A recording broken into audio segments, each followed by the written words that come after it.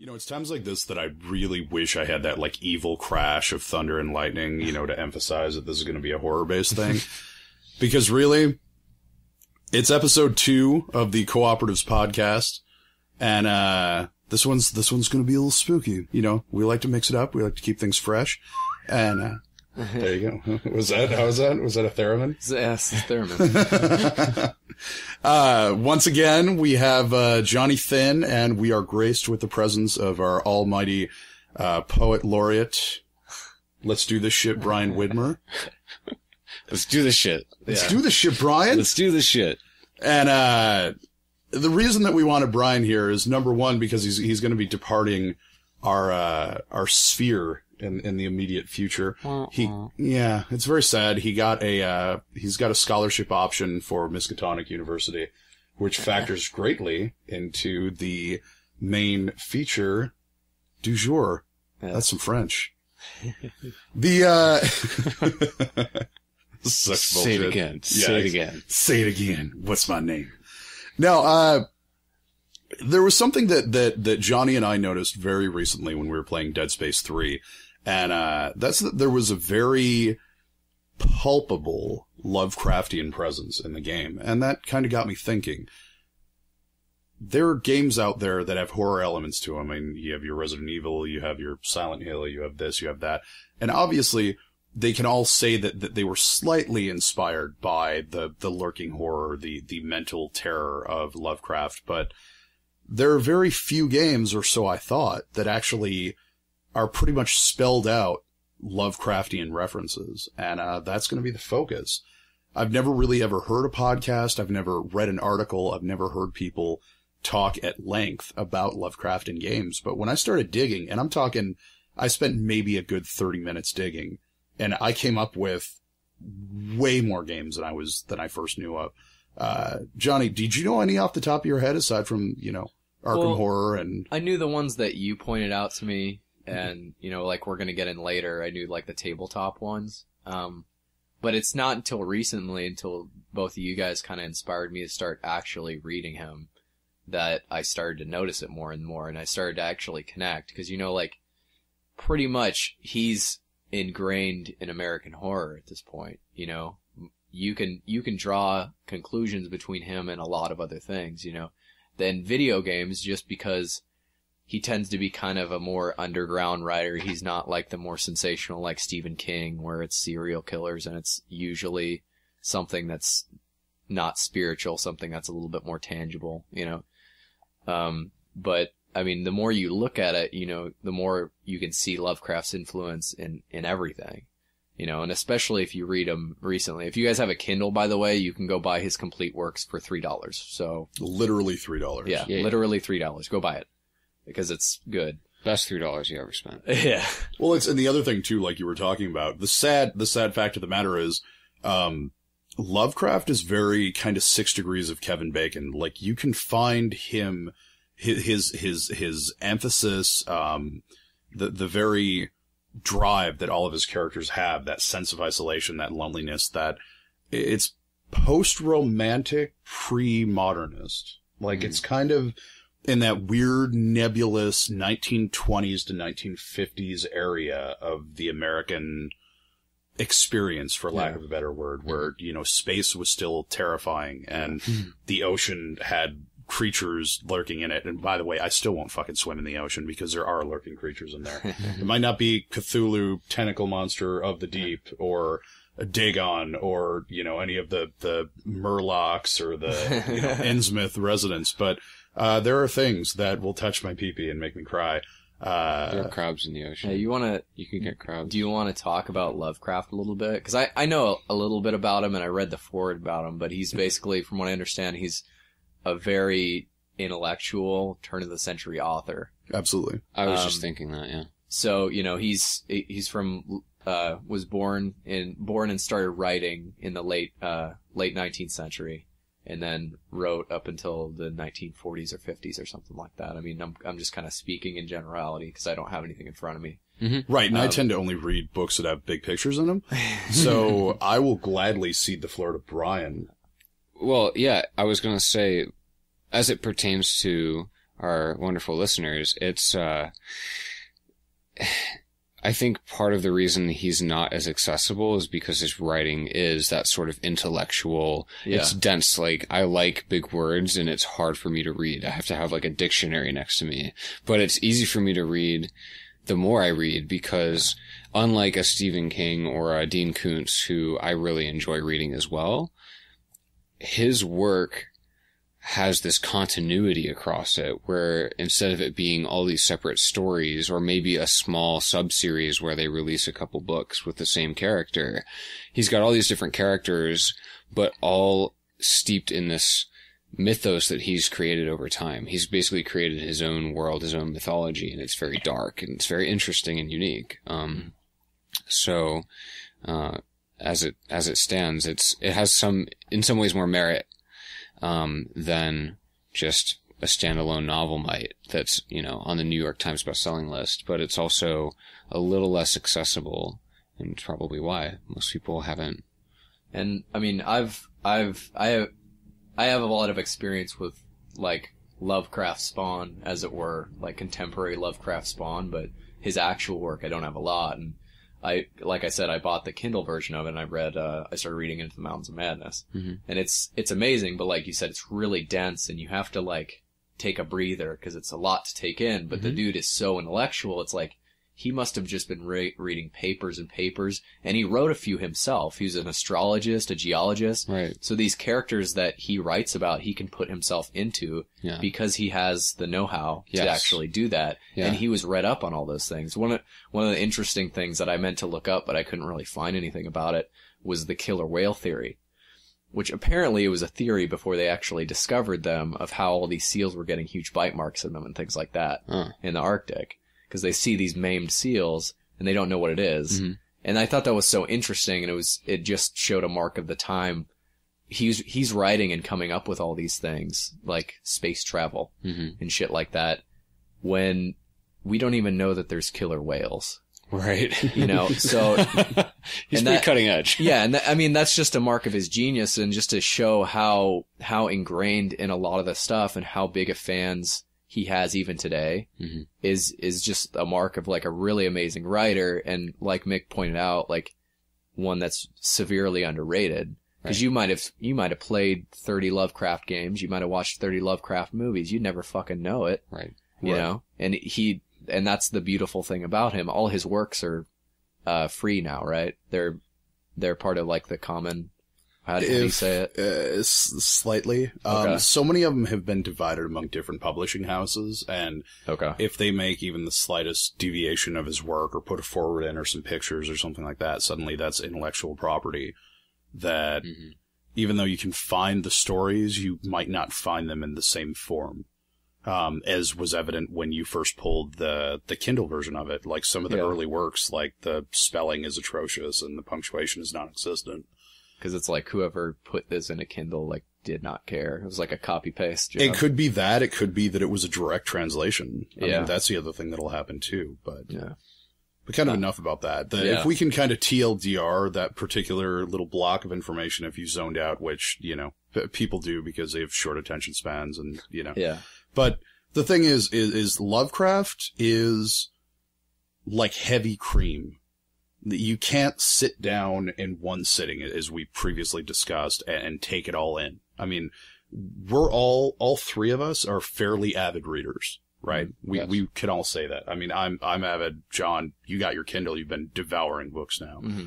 And Brian, I mean, need I say anymore? I was going to be, anyway, dick. Where I'm going with that is, even for the likes of us, it's a lot to take in. And for the casual reader, it's going to be really easy to get turned off, because I mean, we're in a culture now that, is big things are frowned upon. Like, the faster you can get it, the more concise, simply it can get delivered and jackhammered into your dumb head, the better. People want, 3-line articles. They don't want to read a book. Oh, that's so true. And that's why we're going to talk about Lovecraft video games. That's what I'm saying, and that's why I am kind of happy that the titles that we're actually mentioning, the Say what you will, dude. At least it's an ethos. The ethos, the very drive and the spirit of Lovecraft is very much alive in games. And just like Jonathan said just minutes ago, if you didn't know any better, you wouldn't even know that you're taking this in. And I'm kind of okay with that. Like, I'd rather you get the message in one way or another. Yeah. I'm just really glad that it's not dumbed down, My Little Cthulhu, which is brilliant in its own merit. But suddenly all these, like, dark, by the way, look it up. It's My Little Cthulhu. It's a little YouTube quick little video thing. It's called the Crawling Chaos because he can't walk. Is it the Crawling Chaos? That's what it is. Yes, the Crawling Chaos. But no, if you read it, it's adorable, but read a little bit of Lovecraft first and it's brilliant. And if you don't and you just think, oh, Squiggy Squiggy, it's adorable, then I want to hit you in the face with a hammer. That being said, the fact that Lovecraft has manifested in games is not shocking and shocking at the same time. Video games tend to be very, or can be, let's say the rule rather than the exception is, they aren't incredibly clever. They aren't hyper literate. They don't make you question yourself.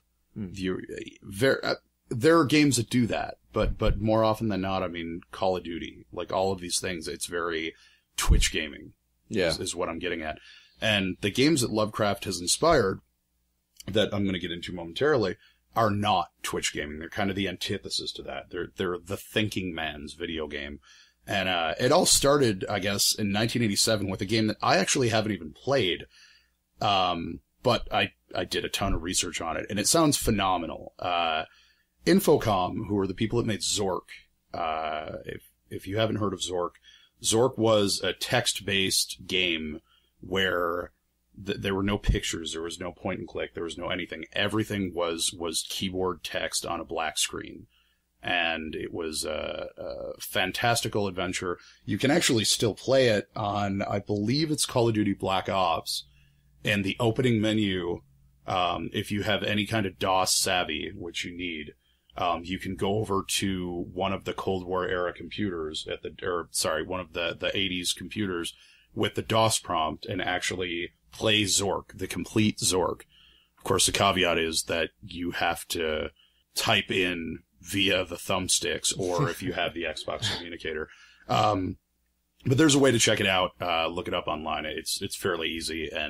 But if you want to get an idea for what Zork is, that's the best way to do it. Well, Infocom in 87 released a game called The Lurking Horror, which The Lurking Horror was the first horror game ever made by Infocom, and it had a good deal of Lovecraftian references. Well, shortly thereafter in 92, a game by Infogrames, not Infocom, but Infogrames, called Alone in the Dark came out. Now, Alone in the Dark is pretty much the first survival horror game ever made. It's also a really sweet movie by Uwe Boll. Just shut your mouth. Do not. No, you know what? Torture yourself. You deserve this. It's so good. It has that e-cigarettes guy in it. It's so good. Oh, and Tara Reid. She's amazing. Oh, weird. Fucking dog attack tits? Yeah,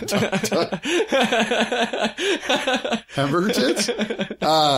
Yeah, do not watch the movie, and better yet, when I say Alone in the Dark, I really hope your mind doesn't go to the Xbox, PS3, Wii game that came out, where if the game was too hard, you could skip to the next chapter. You're just using like a Lovecraftian tool right there. Like, don't watch it, dude. It's so bad, you'll hate it. And then everyone's gonna go and watch it, and it's a fucking turd. And It is awful. I really want that time back.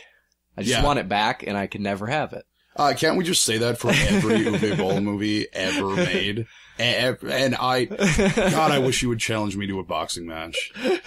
Such a dickhole. I don't often advocate rape, but when I do, I advocate that Uwe Boll gets raped by some sort of fire creature.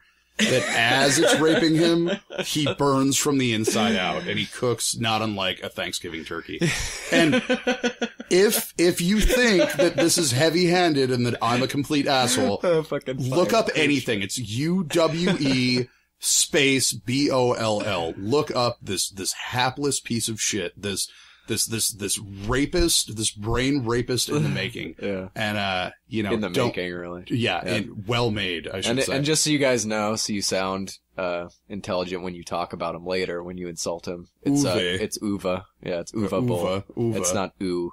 Because a lot of people say ew. Ewy? Because that's how. Yeah, because that's how you feel after watching shitty movies. Ew. Any one of them.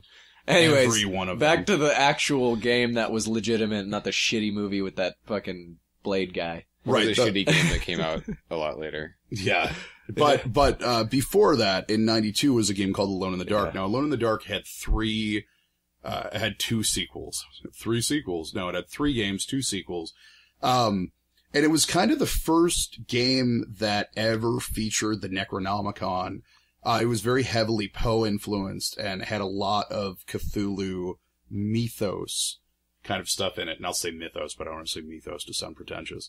Now, if you go and try to track it down now, at the time it was amazing. And if you're listening to this and you're old like I am, or older than me and not dead, you may have played this game, and it was horrifying. It was one of the first games to ever have you walk into a room and then show you from the outside of the window as something was running at you. Like, it was one of the first games that ever shifted perspective so dynamically. Well, it was also one of the first 3D games, too. That's true. Yeah. And so if you go back and look at it, it's gonna look like a pile of hammered shit. Like, there's no 2 ways around it. You kind of glossed over it, but I want to go back to it. What's that? The Necronomicon you kind of mentioned, but just so everyone knows, like, you've probably heard of it before at some point. Evil Dead, Army of Darkness. Army of Darkness. It's not that. Yeah. Lovecraft invented that. That was completely a tool that he used in all of his stories. Like, that, it's not an actual book. It never exists, but he always said it exists in every one of his books, and he constantly references it. Are you sure it doesn't exist? No, what about the Mad Arab? What is it? I was just gonna say, it's the Mad Arab who wrote it, and only there are those badasses in the occult world that are like It's fucking the Necronomicon. Good old 19th century racism. The Mad Arab. Right. Yes. Arab. Oh God. Smoking his weeds with his carpets and his wives. That is one of the less desirable, less tasteful attributes of Lovecraft, yes. But also less emphasized. Yes. God. So there you go. But yeah, but no, it's like even the baddest of the bad occult bad guys in his stories are like the Necronomicon. We don't do that shit. Yeah. That's like meth. You just don't do that. Not even once. No. So, Necronomicon, not even once. No. Yeah. Anyways, we can go back to the game, but I just thought I'd mention that because that's one of the biggest things that pops up a lot in pop culture is the Necronomicon, and it's almost become like people would almost associate it with Evil Dead before they'd associate it with Lovecraft, but that's not where Sam Raimi got it from, you know. Well, and that's the other thing too, is like Brian pointed it out, but it should be hammered into your head some more. The Necronomicon is horrifyingly scary shit. It won't just make your hand fall off. It will summon elder gods to destroy your world. Like it's pretty much the doomsday button. And the reason that these psychotic cult leaders want it is they want to bring about Armageddon. Like they're the people standing on the rooftop during the tornado, like wanting to get sucked up. They're the Heaven's Gate nut jobs. They're, the people that want chaos and want the world to end and be devoured because they think they're going to ascend to some plane, and they're not. You're just going to die. And because they praise Cthulhu. It's like, it's basically an analog to a devil worshipper now. Like, someone worships the devil, that all they want to be is, they want to be greedy and they want to be pampered in this life, and they don't care what happens later. They actually would rather that happen. They would rather Satan win. But anyways. But so back to the game. Sorry. So that featured very heavily in the game, and like I said, it had 2 sequels, 3 games in total, which you can find now. But you'll need a DOS window to play most of these games. So just fair warning. So in 1993, another Infogrames game came out. Called Call of Cthulhu, Shadow of the Comet. Now, a lot of people assume that Call of Cthulhu, Dark Corners of the Earth was the first Call of Cthulhu game. Yeah. And it wasn't. This Call of Cthulhu, Shadow of the Comet basically puts the Dunwich Horror, the Shadow over Innsmouth, and a few other short stories into a blender and hits puree. Also, it was one of the first games to, well, not one of, it was definitely one of the first games to have celebrity voiceovers, but it starred Vincent Price and Jack Nicholson, which, that sounds amazing. Yeah. Like, that's worth getting a DOS, like a secondary DOS window just to play. Yeah, when you told me that before the podcast, I'm like, where do we get this? Right. You know, I'm like... I mean, there's a handful of games like that, and I'm sure it won't live up to the hype, but I'm sure if you play it on a small enough screen, it'll be fine. But, and then they also did a sequel in 95 called Call of Cthulhu Prisoner of Ice. Now, that takes place completely during World War II, and is almost I don't want to say shot-for-shot translation, but a hyper-literalized version of At the Mountains of Madness. Which, Brian, why don't you speak about that a little bit? Mountains of Madness. So this is, there's like an exploration party that stumbles upon, this place in Antarctica, if I'm not mistaken. And which is where the game takes place. Perfect. Right. So, this party, I think I want to say, well, the way it's written doesn't really matter, but, in essence, there's this exploring party there, for scientific purposes. They, have found some, signs of life that are like undiscovered life forms, and they're not sure what they are, and they're trying to identify them. And essentially they fly up into these huge mountain walls. They don't fly into them because that would be the end of the story. They fly over the mountain walls, and then they discover essentially like this cyclopean city, this just grand, ruins under a glacier, half exposed and just totally unexplained. I don't know how much I'm going to ruin about the game if I go any further, but essentially it's, people aren't playing it. Yeah, no one's going to care. So if you haven't read the story, spoiler alert, if you plan to, but they basically find out that this is, there are these elder things, which are the signs of life they've been discovering. They've come from outer space, but they lost their ability to space travel, so they had to just make do in Antarctica, where nobody else is. Created some Shoggoths, these weird amoeboid mules, as they were, to just do their work and make things for them, and then got into like Civil War, like Matrix style, like the Shoggoth are rebelling. They want to make them into AA batteries, and well, not really, but it's like it's super rambly. So like, if Brian's, this is like literally how it's written. Yeah. So Brian's not just like, he's not just floundering. This is how it's written. It's like, it's like, oh, and then the Cthulhu creatures showed up, and then they fought, and then they moved to their own continent. Yeah, so, but essentially, like, this is a history, but he doesn't lay it out like a history text. He lays it out like this team is discovering all of this, and their minds are, like, trying to deny and rationalize around it until they no longer can rationalize because they're faced with this ugly truth that humankind is not alone on Earth, and it's, some really sinister shit that's still lurking underneath the waters and in the Antarctic oceans and under these glaciers and things like that. And they are like the only humans to ever make contact with them and ostensibly survive. Don't know if that's how the game works, but that's the story. So now with that in mind, and this is going to jump ahead, which we'll get to more of it later. Or you know what? We might just attack it now. Fuck it. 2013, this year, this month, Dead Space 3 came out.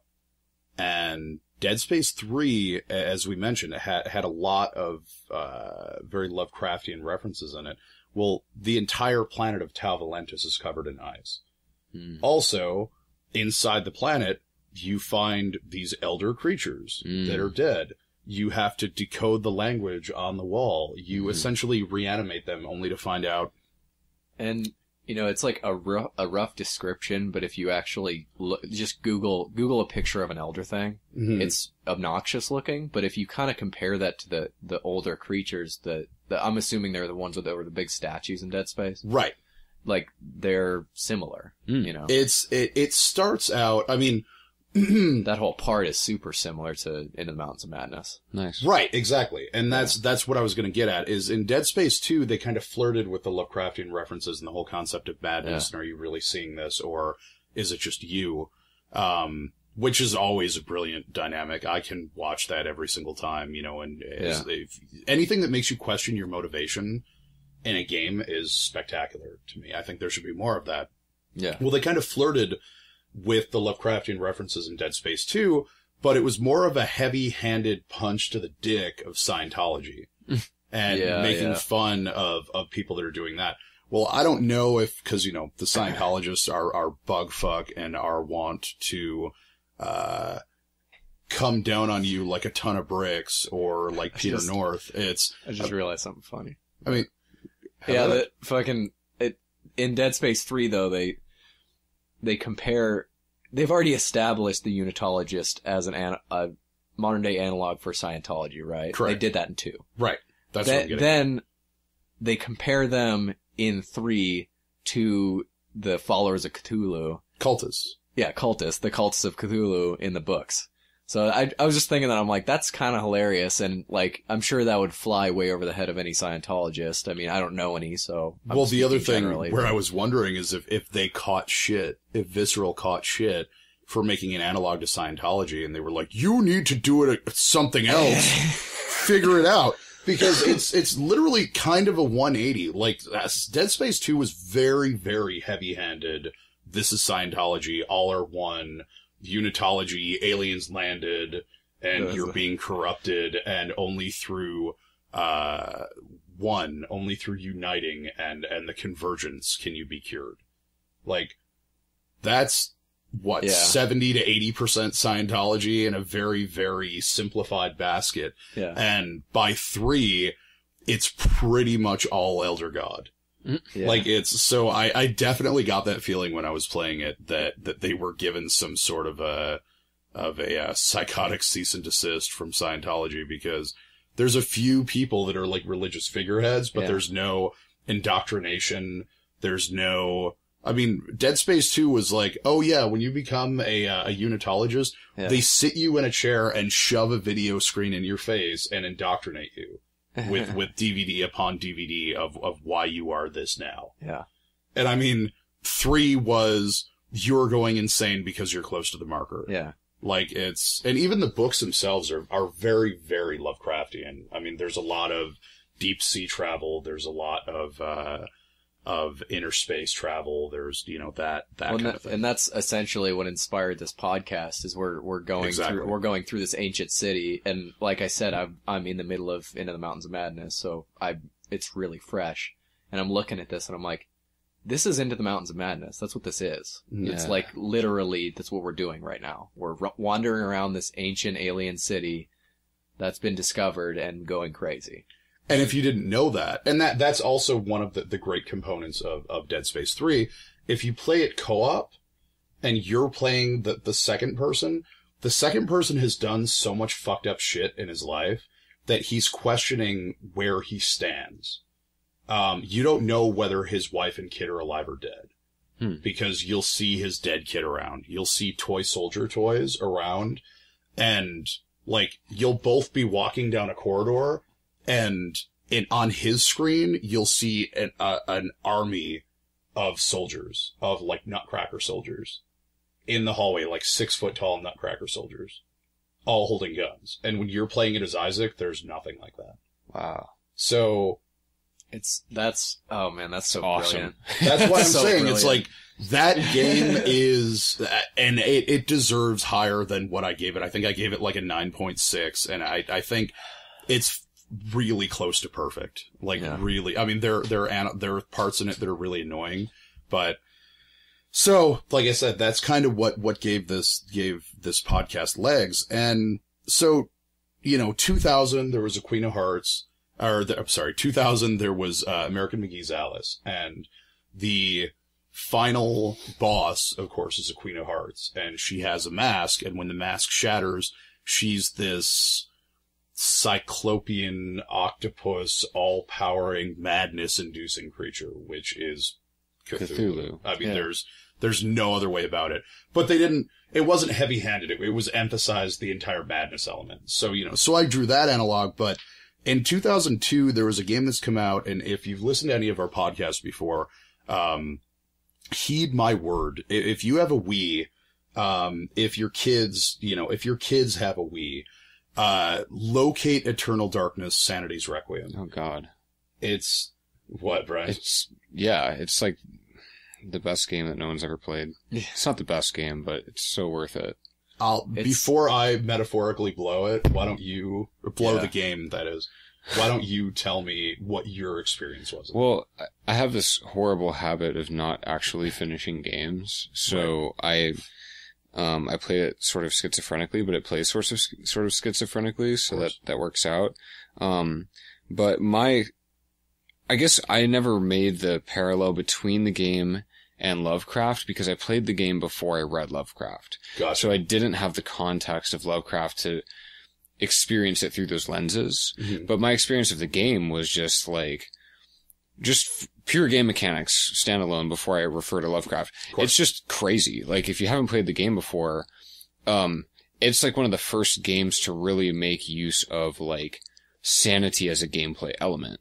And for you to be walking around and encountering things that are straining your sanity, to literally have a sanity meter and watch it deplete, and then for your character to start spontaneously hallucinating, you open up a door and then you start in the door that you just walked through, and then you go to the next door and you open up a door again and you start at the same door that you just came out of, and then you're standing there headless, like, to be or not to be, with your own head, and just like there's like blood seeping down the walls and just crazy shit is going on. Like, one of my friends said that it actually like mock turned his TV off or turned his system off or something ridiculous like that. So you're like, oh shit, like my TV just turned itself off or something, just freaks you the fuck out. But it as another gameplay element, and what connects sort of to Lovecraft, is that you start out as someone who's playing like vigilante detective after their grandfather dies or something, and you're under very mysterious circumstances. Yeah, so there's this sort of Resident Evil, explore this mansion element, find these things, and eventually you stumble upon this book that's made out of like skin and bone, and I'm assuming the Necronomicon reference is heavy here. Of course. And in human flesh. Yeah, and so as you keep discovering these weird things around your grandfather's sinister death, you find that more and more pages are becoming filled in the Necronomicon, and instead of reading the pages and being like, well, that's kind of cool, you actually play those characters in those times. So one of them, you're like a Roman soldier. One of them, you're like some explorer exploring some ruins, just all over the map. And that's where I'll defer, because that's about as far as I got in the game. But I was left with like an appreciation for the game of, this is unlike any other game I've ever played, and still to this day. Real quick, I don't have a ton of experience with it, so I think Mick should really close it out. But Brian mentioned it. One of the main things that made Eternal Darkness so good is it transcended its console. It transcended a game. Mm-hmm. It wasn't just blood or just screwing out with your character in the game. It started to fuck with you personally. Mm-hmm. It would say, hey, deleting your save, go fuck yourself. And you'd be like, no, why? Don't do that. Like it would like, you would get those moments where like you as a person was legitimately worried about what was happening in the real world, not necessarily anything that was going on in your TV. And that's part of the brilliance of it. But, I mean, that was just one of the things that I wanted to point out, because the only other game that I know of doing that is Metal Gear Solid. Mm-hmm. And, ever since then, they kind of abandoned that aspect of it. But that was brilliant, like the Psycho Mantis fight, where you had to switch your controller slots, or it would call out what happened to it. But it's Eternal Darkness, but it's taken in a horror direction instead of just in an action gameplay thing. Like, it's so, anyways. Well, the thing with Eternal Darkness that kind of, you're right, it transcended the gameplay itself, wasn't even really touched until, Call of Cthulhu Dark Corners of the Earth, which I'll get to in a minute. But one of the things that happened, which was actually true and, hilarious, is one of the customer's moms was watching him play the game, and his sanity got so low that roaches crawled across his screen. That's something that I've experienced it, and there's only one other person that I know that's played the game that's experienced it. And the thing that you have to understand is there must be 30 or more insanity points in the game. Mm-hmm. That shuffle up. and have the ability to pop up at any point. And like I said, I strongly suggest if you can get it, go on eBay, go on Craigslist. Don't buy it at one of those like secondhand stores because they're going to gouge you on the price. Like you can probably still get it for about $20. Mm-hmm.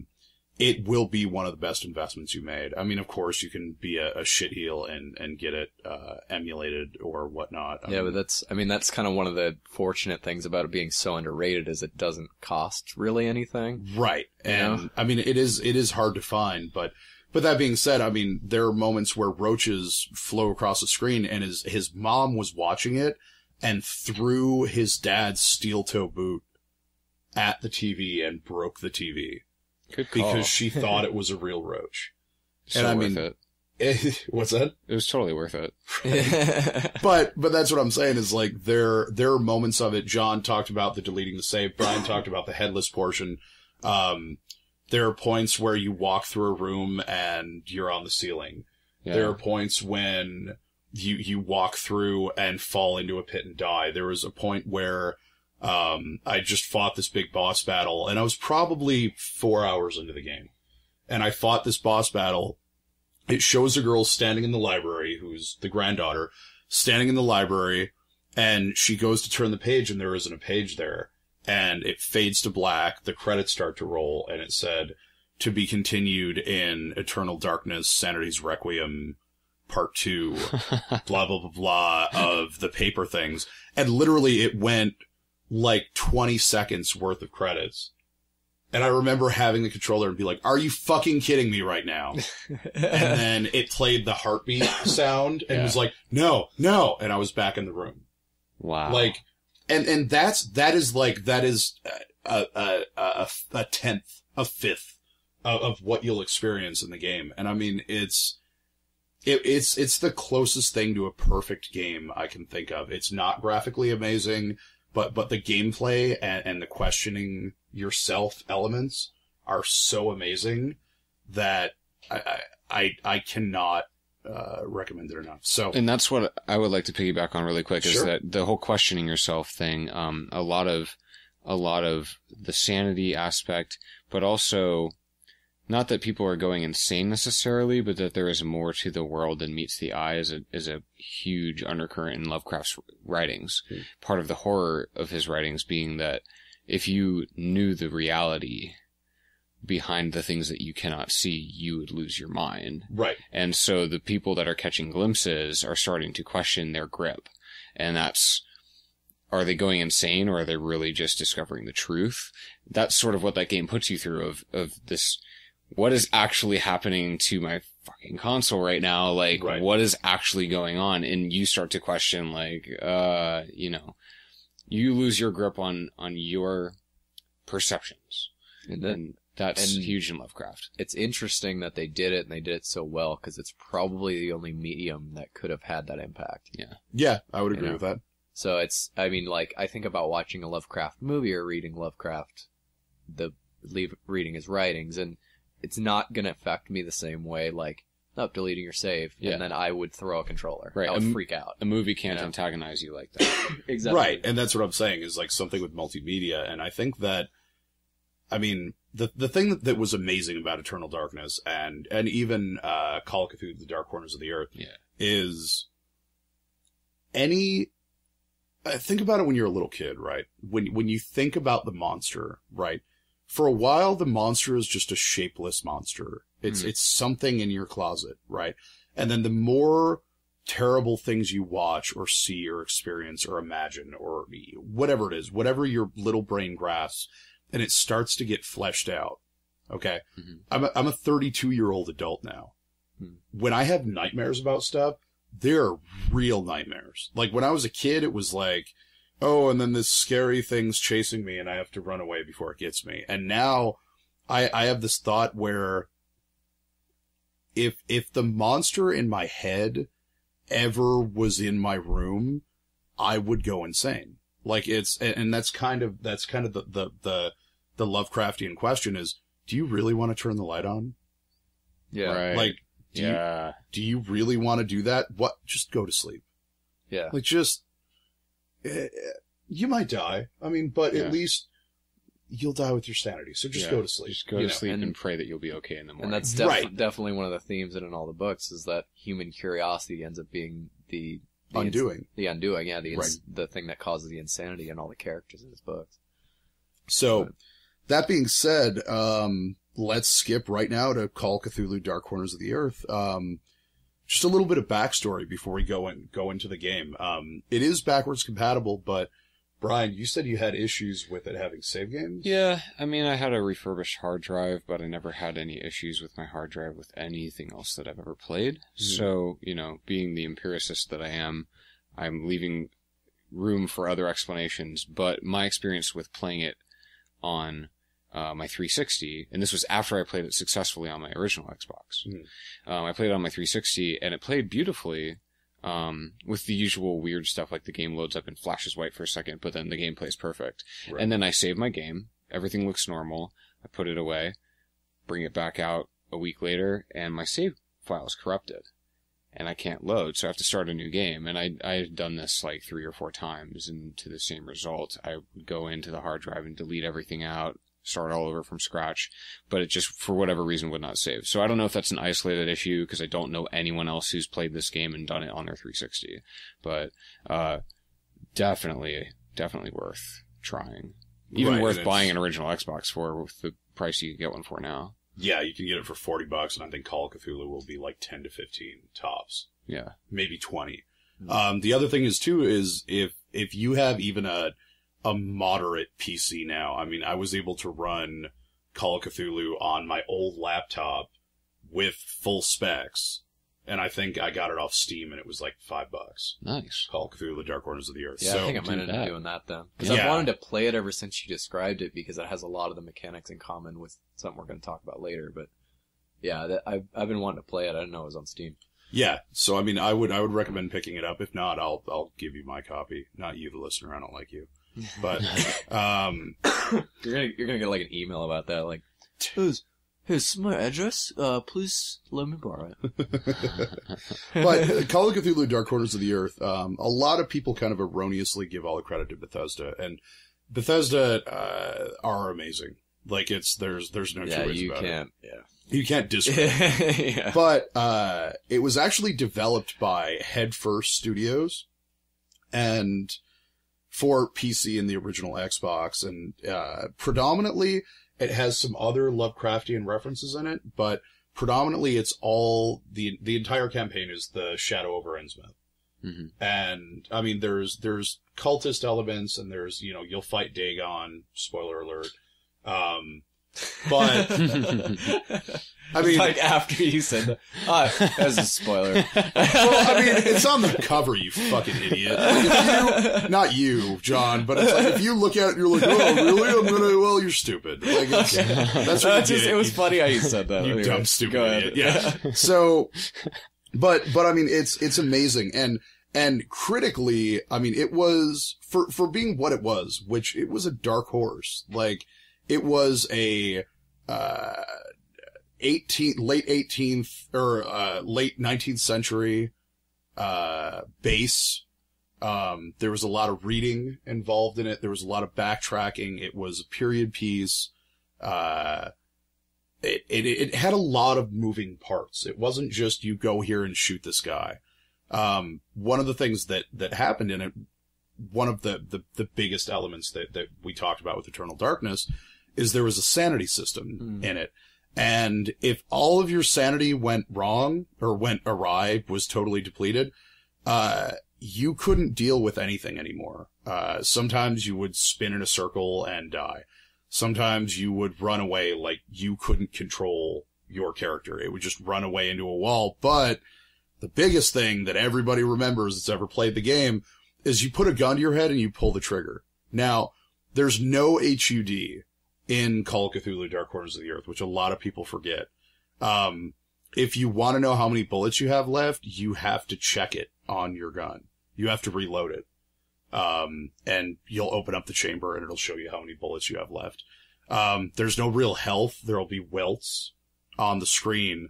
And the sanity, I think there is one bar, and that's the sanity meter. There might be like a health meter too. It's been a while since I did it, but there's that seems like something that's really hard to imply, a sanity meter. Like, right. I think it's like a white bar. Damage and stuff, but yeah. But that's what I'm saying is I shouldn't say there's no HUD. There's a completely minimal HUD. Yeah.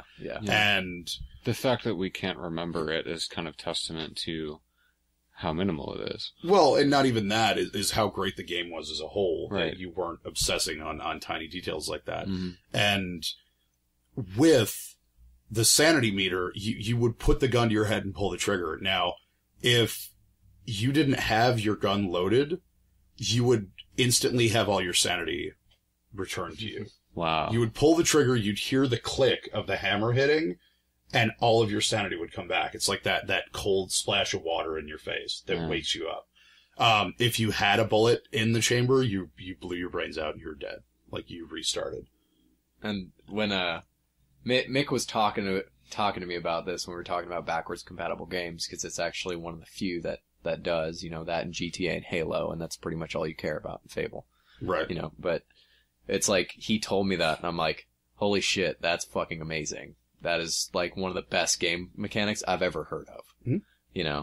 And, like, just to be driven to the point where you're trying to kill yourself, and the only way to continue playing is if you keep your gun empty all the time. And that's exactly it. Yeah. So, like, if you don't reload and you just walk around with an empty gun on the off, so that's kind of the balance you have to strike, is you either have to run away and have your sanity creep back, like, millimeter by millimeter, until you're ready to see this thing again. And I mean, one of the first things you see is a Shoggoth, which is what we had talked about earlier. And the first time you see it, it's like tentacles and eyes and goopy, pustulent mass. And I think you see it in like a shipyard or something. Like you're on, I think, what's that?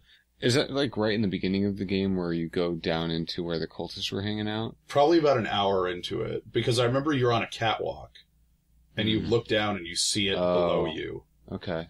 But, and that's just one of the things you see. I mean, you have, like, Dagon attacks the boat you're in and, like, shakes the boat into his mouth. And you have to, like, do quick time events to, like, hold on to stuff in order to not fall in and be devoured. It's things like that, I mean, the game is outstanding. Now, if you were to play it nowadays, obviously it's not going to look nearly as great. I mean, it's from 2005, so it's not that It's going to old. look sort of like Morrowind or something like that. Exactly. It'll still be clean. I mean, it's not going to look like Alone in the Dark looked. And I went back to that recently, and Alone in the Dark is like, it horrified me as a kid. It terrified me. And looking back at it now, I'm like, this is clown shoes. Yeah. Like, it's all like goofy polygons. Like, his legs are like weird trapezoids, and his feet are blocks. And the first thing that tries to kill you is like, it's a Tasmanian devil kind of looking thing. Like, not even like the real Tasmanian devil, but like a Warner Brothers Tasmanian devil. With big goofy eyes and stupid teeth. Like, it's... But Call of Cthulhu does, I mean, I will stand by it. It does hold up. And I highly recommend playing that.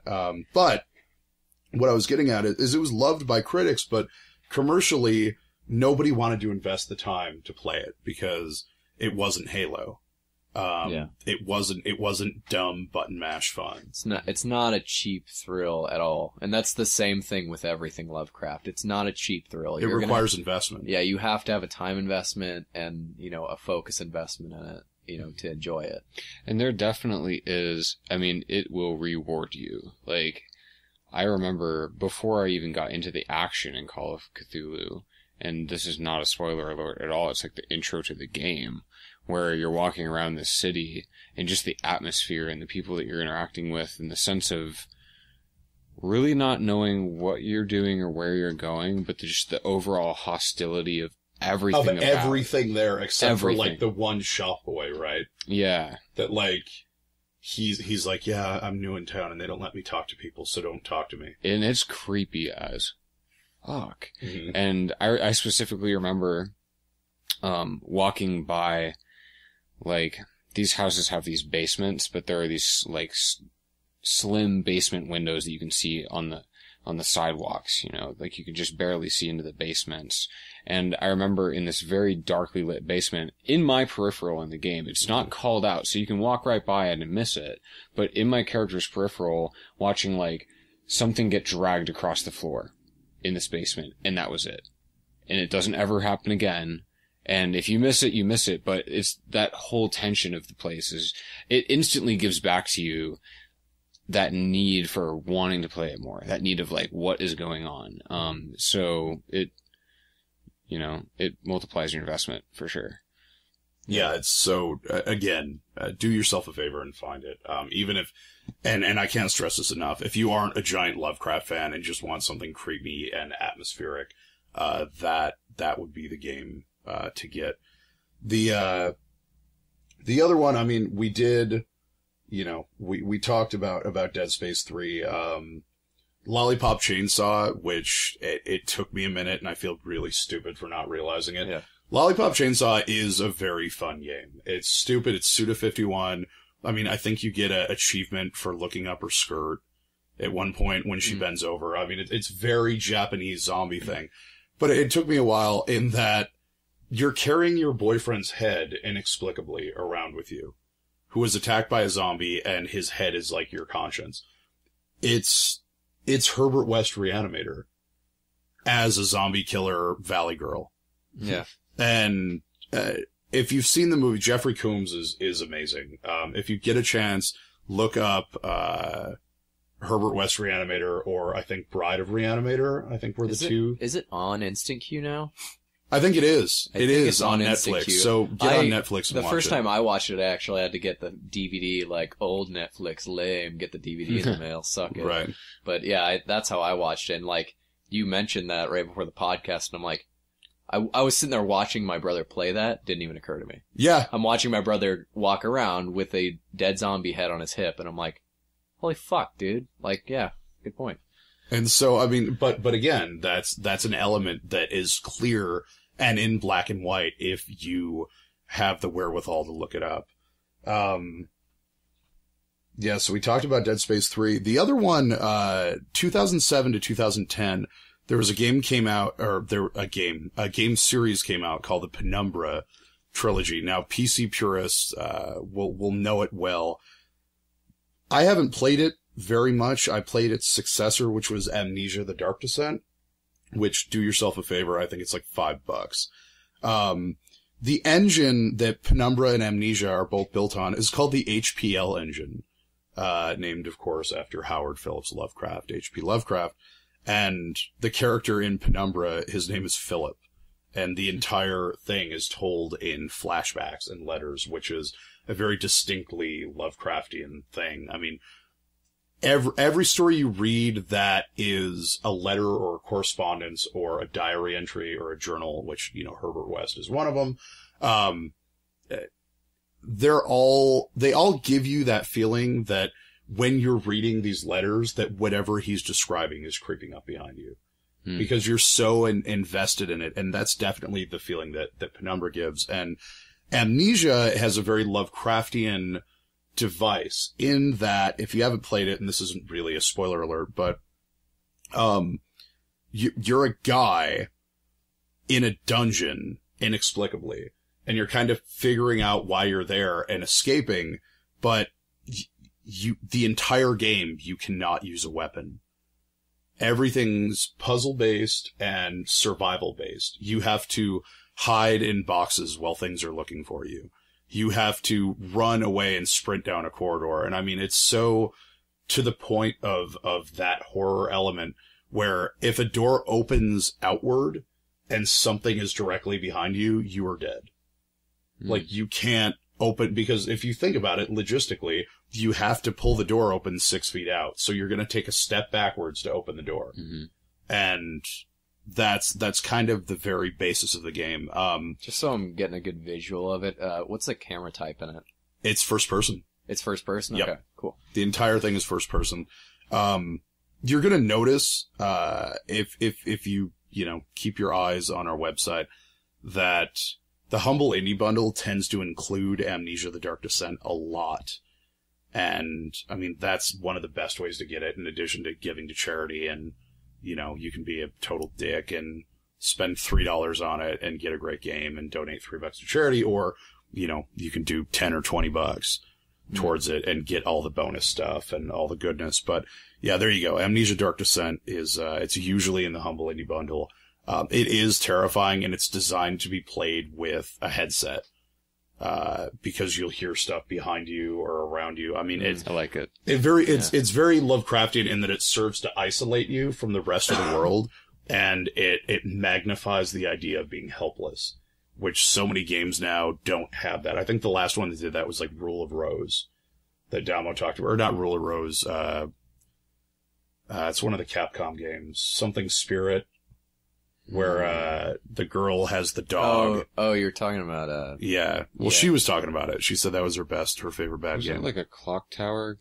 Well, Clock Tower is one of them too, where you don't have a weapon, but yeah, that's the newest game that's come out in that vein, and Amnesia is critically regarded. So, but real quick, unless anybody had an aversion to it, I really want to get into something that, we aren't all about video games. It is all about co-op gaming and gaming togetherness. And one of those big things that's kind of happened recently that is amazing is this new resurgence of board games.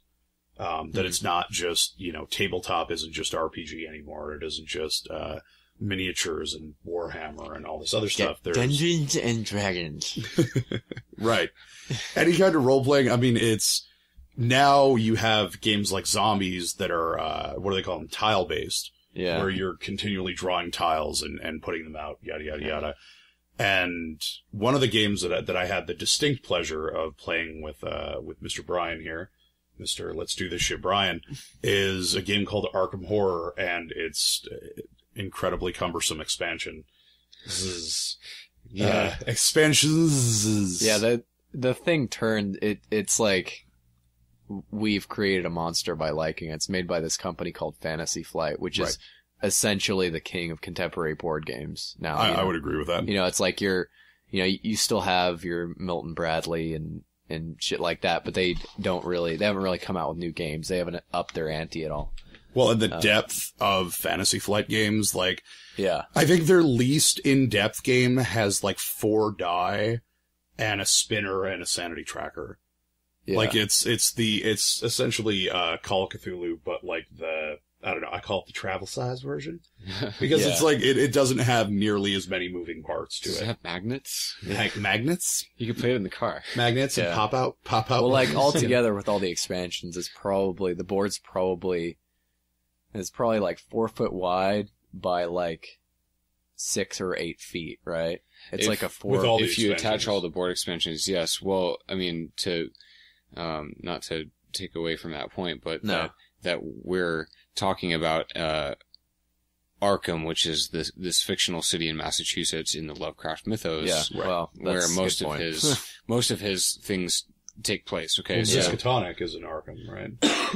Yes. Yeah. So a lot of the stories, while they may seem disconnected, if you've just read a few, most of them take place, at least in part, in this city in Massachusetts. So the core game is based in that, which is it's like a coffee table sized game board. It's pretty large. And then the other worlds, which are these outer space things, we'll get to that. But and then there are 3 or 4, I think there are 3 board expansions, or one that is just about to release or just has, that you basically can just stick on the top of the board, or next to it, and just add more. Because there's Dunwich, Kingsport, Innsmouth, and then is there another one that just came out? I feel like there is, but the more recent ones haven't been. Some of them have just been tons and tons and tons of cards, and not actually cities. What is it? What is the guy? Nyarlathotep. Throat.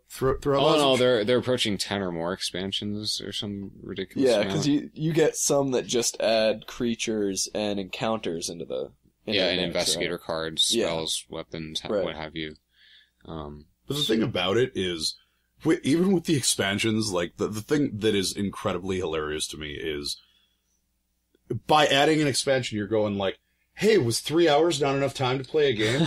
Here's 4 more hours, fuckface. Yeah, it's basically like you have to set aside a day, like an entire day where everyone has a day off, and you just sit there and play a game of Arkham Horror. Yeah. Well, and it's also one of the first games as an outsider, because both of you have played it kind of ad nauseum, and well deserved. Had I the time and the people, because that's kind of key, is you don't just want to play it with 3 people. Like, it's you want to get like 4 to 5. Yeah. Right, to get it going. And 6 gets kind of stupid. Yeah. Like, there's just, it's like, oh, well, that was a turn, that was an hour, so. Right, that's what I'm saying. So, like, 4 to 5 people is kind of the perfect window to play it, because then definitely. You have the teamwork element, you have the screw-over element, there's all of those little intricacies that are able, one of the things that I noticed right out of the bag was, there's a god that you pulled off the table the first time we played, and it's the one where you just lose. Yeah. Like, it's, you can't seal the door. Alls you can do is keep closing portals to add another doom counter to waylay the inevitable, but you will always lose. Yeah. Like, there's no get out of jail free card. Yeah. There's no anything. It's, well, let's talk about that. Yeah, let's kind of go over the rules real quick. Just a brief overview of the gameplay. So, there are a variety of these different, like, elder gods that are, you can choose one, and it's your ultimate. So when you start the game, shuffle it. You have players. You choose a god, and you choose investigators, right? Right. So each of your players is an investigator, and this ancient one, this god, is awakening and causing all of this crazy occult havoc to occur in Arkham and whatever other boards you have. And so the investigators, like, terror is starting to arise in the city, but the investigators are the players, and they're cooperatively trying to figure out what on earth is going on and how they can stop it. So they're people of all different backgrounds, and they each have their own little backstory. So instead of having to sit down, D&D style and create a character, they're pretty much pre-made, and there's a really good variety of different personalities and abilities and play styles. That makes it much more accessible, too. Yeah, because you can be like, well, this guy looks cool, and you're probably going to enjoy it. Yeah. Right. And then there's a whole bunch of items and things you can get to either fight off what other monsters are going to be popping onto the board, or evade them, or, magically dissolve them, or whatever. Then the object being that you've got to figure out what's going on and stop it before this Ancient One awakens. And you always have the option to fight the Ancient One, which is kind of silly, because unless you're really, really good at this game, you're not going to win. That's like why everyone ran away from the T-Rex in Jurassic Park. It will kill you. Right. Now, you can still kill the T-Rex if you know what you're doing. If you have a rocket launcher, you're going to win. Azathoth, this Ancient One that Mick was referring to, is the one that we just said, here we go. Like, it's pretty straightforward. If this thing awakens, the universe is devoured and all the investigators die. Like, the game is over. There is no option to fight it. It just wins. It is the Armageddon card. So it's the only way to beat it, for lack of a better word, is to keep playing the game. Yeah, so there's... And it goes on forever. The conditions for winning, just so you guys know real quick, are defeating the Ancient One, or closing a certain number of portals, right? And that's it. Well, there's two things that have to do with the portals. One doesn't happen as often. You can either close these portals that are appearing on different locations and spawning monsters. You can close them, and that's just, like, it's temporarily gone. It could appear again. If they're all closed and you have a certain amount of, like, these portals in your possession that you've closed collectively, let's say you have 4 players and each person's closed a portal and all of them are closed, then you win just by default. But it usually is very difficult to simultaneously close them all. Right. It's a kind of a lengthy adventure to close one, so to time it all right and not have others appear in the process is unlikely, though it's happened. And then the other easier way, most of the time, is to actually seal these portals as you close them, which prevents them from coming back almost permanently. And if you have 6 seals on the board, then you've won. That's usually how people win the game. I have a friend who's insane at all games, and so he likes to just kill Ancient Ones for fun, because he's like Chuck Norris like that, but that's a whole other thing entirely. So... Yeah, and just so you know, like, sealing comes at a great cost and stuff. But, I mean, like, this game, you're kind of getting an idea of how in-depth it is or in depth it is. And like, if you look it up, you'll see it's like $50 or something for the base game. Mm-hmm. But, you know, if you have friends that would be interested in sitting down for a couple hours and talking and, you know, drinking beer and playing a game like that, this is the game that you want to get, you know, because even if you don't like Lovecraft, because before I played Arkham Horror, he wasn't on my mind. I had no idea. Yeah. And since then, I've actually been interested in kind of going in reverse, you know, going back and reading more about him. Absolutely. But it's just this tabletop game is really that good. It's that in depth. It's very well thought out, and it's at the same time it's complex almost to a fault. Yeah, highly recommend that you go to like a really good game store or some place, or have somebody who, like, make a friend who's played the game and go over to their house and play it with them. Yeah. Who's already spent a couple years figuring out the rules. Because literally I played the game for years and I'm still like, oh, shit, we've been doing that wrong for 6 months. Whoops. That's exactly how that works. And it's not because the game is too complex. It's because the rulebook is too complex. It's like a typewriter was on acid and just threw up. And that's what the rulebook is. No offense, Fantasy Flight. Your game's awesome, but your rulebook's horrible. So that's the trickiest part. Once you have somebody who like knows how to play the game, so much more enjoyable. Yeah. And that's actually what got me into Lovecraft too. Was playing the game many, many, many years ago and being like, well, who is this guy and what is all this stuff about?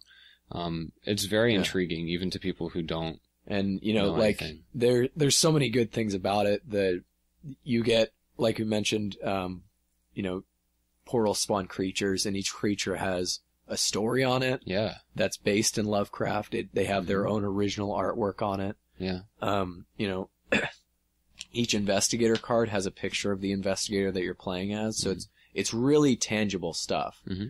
Not only that, like we kind of touched on before, Lovecraft created this world that was almost built for interactive entertainment before it existed.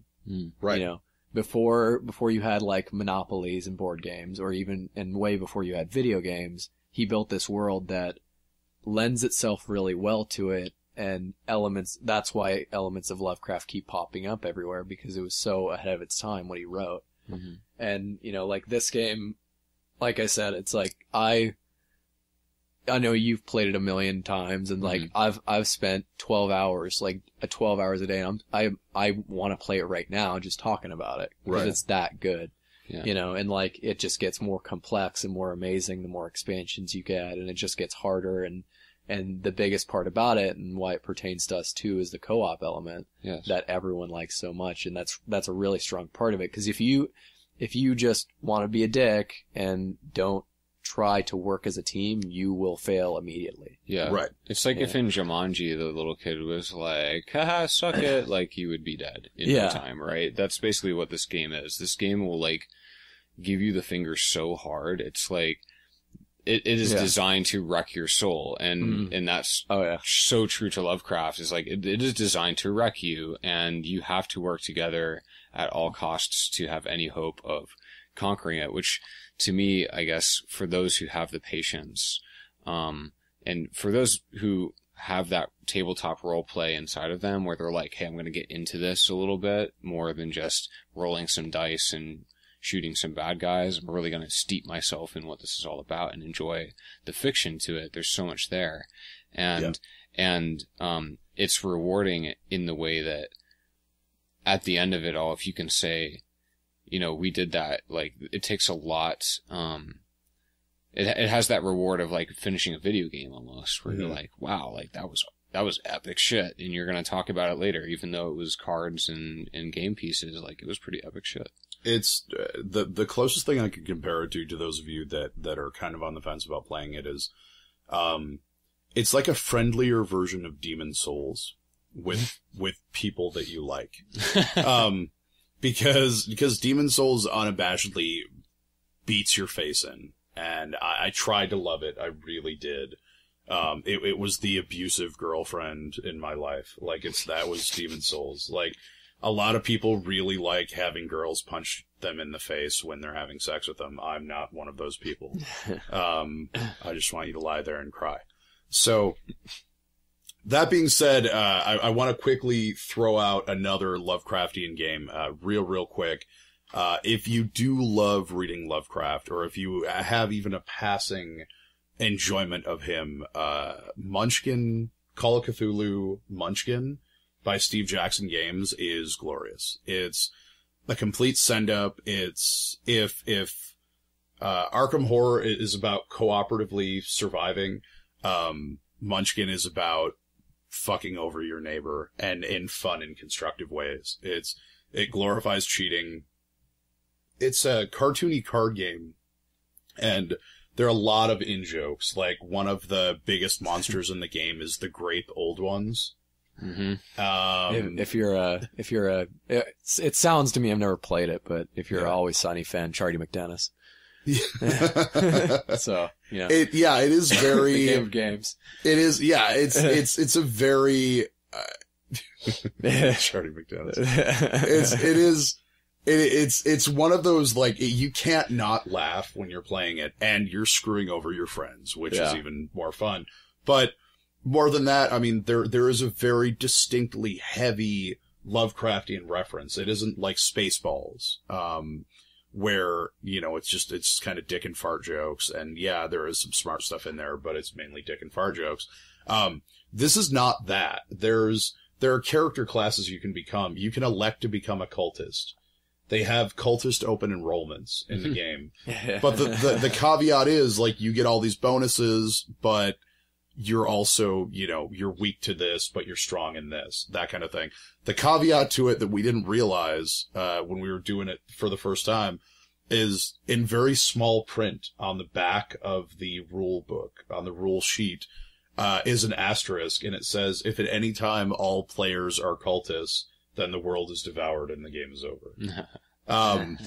So that's kind of the thing that you have to make sure, like, because at any point, if your friend is getting screwed over mercilessly, they can just throw down that everybody's a cultist card, and the game's over. Like, it's essentially like pulling a grenade and being like, well, if I'm out, all of you guys are too, so suck it.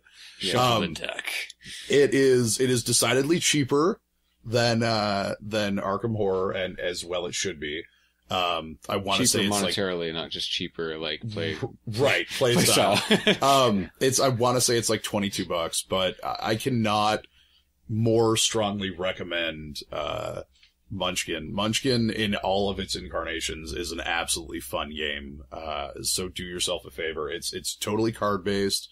You have to have a scratch pad to keep count. But I mean, the mechanics are incredibly simple. It glorifies cheating and screwing over people. So that was my little Steve Jackson caveat. I highly recommend it. So we're well past the 1 hour mark, but it's been good times. And, I think we've got a lot of info out there. So this is definitely my favorite one I've done, you know, just cause it's like, I'm into it, and I feel like we're kind of breaking into something that not necessarily someone else has broken into before. At least I've never read anything about it on a video game website. We're very avant-garde here. Yeah, well, there you go. We were talking about Lovecraft before it was cool. Yeah, it's like, oh, Kotaku's gonna post a story next. And they'll be like, oh, you've noticed there's all these games? They got a Lovecraft in there, it's crazy. We totally realized this first, guys. It's just gonna be all these guys commenting, like, just angry. Hey, fuck you, Kotaku, you spelled that wrong. It's like, I don't understand how that website exists. Like, it is terrible. Just real quick, like, the writing's terrible. They're always like, our sources. And I'm like, what the fuck does that even mean? It's like, Nyarlathotep. He runs the website. And then you look at the comments, and they're all angry guys. Why am I reading this? I hate this website. That's like everyone in So like, guess what? You had an uppercase Y, you fucking idiot. Like, that's your reader base. That is their entire reader base. They're all awful people. It's like if 4chan's B was hyper literal. Yeah. Or literate, I should say. Hyper literate. Yeah. So that just goes to show you. So if you guys start going to the cooperatives more, start reading our shit more, we'll be able to give you more stuff, and it'll kind of steamroll, and then we promise we won't turn into a Kotaku. How about that? No, yeah, and we'll kick down some of that awesome free shit to you like we've done in the past. Because we loves you, and we want you to be around. It's like, you know, with games, because we do receive review copies for stuff, and it's like, we don't need to keep all of them all the time. Yeah. You know, well, Kotaku and IGN does that. Well, we don't know that. Let's not cast aspersions. Oh, I can tell you what I do with the games right now is, I like to put them out on my bed and roll around in a like to be more an indecent proposal. So that's what I do. So if you want a game with pecker tracks on it, please keep listening to us. That's what I'm getting at, really. Pecker tracks, Lovecraft. Yeah. But real quick, I'm going to start the closeout statement time. As I've said before, pretty much every game I mentioned bears a checking out, with the exception of Alone in the Dark. That I just threw that in there for those of you that are old like me and that might wanted to take a leisurely stroll down Lovecraft Lane in the 90s. But really, a lot of the other stuff you can still get. Call of Cthulhu: Dark Corners of the Earth is PC. You can get that. Or you can get it backwards compatible on Xbox. It may or may not delete your saves. Eternal Darkness, Sanity's Requiem, you can play on your Wii, or you can play it on a GameCube, because those are like $10 now. So, and it's also one of the hardiest systems on Earth. You could beat someone to death with a GameCube and it would still play. With the handle. With the handle. That's not a handle? It's not a handle, but it's a handle. Yeah. So that's all I'm going to say is, if you get a chance, do yourself a favor. Check out Munchkin. Check out, if you have the time and inclination, Arkham Horror, most definitely. I can heartily agree to that. If only, it's a great way to stimulate conversation with different people. Yeah. Because nobody's ever the same coming at a tabletop gaming thing. Yeah. There's always going to be somebody that you really don't know how to talk to, and it provides the perfect vehicle for that. Yeah. Well, I can say a couple things, but, like, especially when you're going into Arkham, you should really leave your inhibitions at the door, because there's going to be a lot of people. Like anal? Yeah, exactly. Yeah. Well, it's like, there's a lot of people like Game Empire is the local place that we have in San Diego. It's dedicated to tabletop. So they have a room that's literally tables. It's tables and chairs. And you can go there and you see these guys playing Warhammer, which is just so much of a money investment. I could never imagine myself playing that, because it's ridiculous. But like, there's dudes playing it, and I'm sure you could just go there and sit down and play Arkham, So if you have a store like that, just look into it. If you have a store where they play tabletop games, do yourself a favor and go there and talk to them about Arkham Horror, see if there's a day where they specifically play it, because you won't do it, and you'll feel nerdy at first, and then you'll kind of lose yourself in the game, which is what happened to me. It's like, every once in a while I'll kind of snap back and be like, yeah, I've been sitting in a room with these same three people at a table, and we're like pining over pieces of cardboard for the last 6 hours, but it's amazing. Like, if you can get lost in a book, you can get lost in this game. And, we kind of talked about the website a little bit.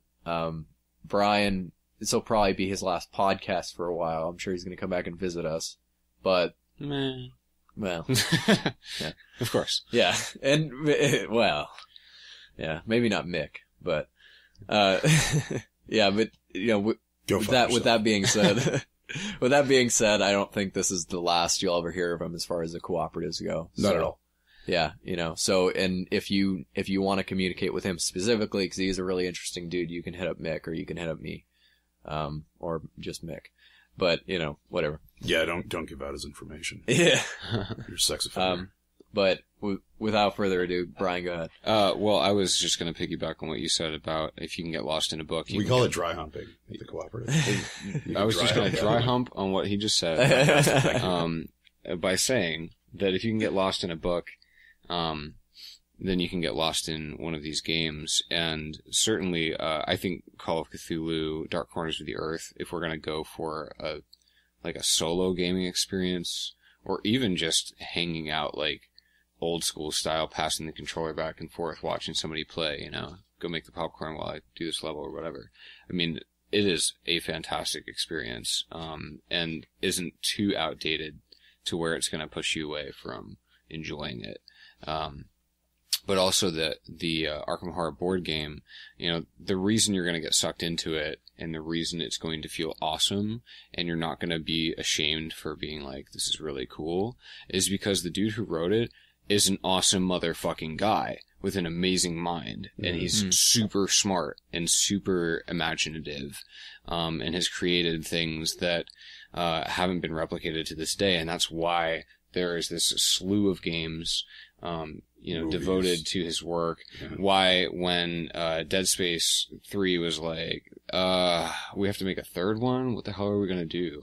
And someone was like, we should make it based on Lovecraft. And they were like, that's the best idea ever! And that's exactly what they did. No, I think Scientologists said you should make it Lovecraft. And maybe they did. Yeah. But Speculation. that's exactly how that should Well, go down. to be fair, I think worshiping Cthulhu would make a better religion than Scientology, but that's just my opinion. Well, So- it is a giant creature in the bowels of the earth, so... Right. Well, So, yeah, definitely worth the time. just so everyone knows, Lovecraft came first, right? Before ever? Lovecraft came first all over your face. Oh. Oh, molten meat. Oh, You sugar all over your face. I'll get one of those in there before we sign off. We did. So, I know this has been lengthy, and I know it was kind of a lot to take. That's what she said. But thank you for listening, and do yourself a favor and check out one or all of these items. Brian, I do hope you'll be back, my friend. Jonathan, unfortunately, you will be. Suck it. I make this shit. I hold it down. Hold it down. I hold it down. Yes. Okay. I bring How well? I bring the fire, okay? You may have silky pipes, but it's not what it takes to be a great podcaster, buddy. It's also content. So remember that. Where would we have been if Brian didn't show up? Fucked. Yeah. That's where we'd be. Fucked. Yeah, that's probably true. We're like, fucked right in the face. he's like, we're just like rambling like, yeah, and then this happened, and then this happened. He's looking at us like, wait, you just skipped a whole bunch of shit. Let's But anyway, reel it so- back. So thank you for listening once again, and be good to each other. Don't be a dick. Don't die. And for God's sakes, stay away from elder signs.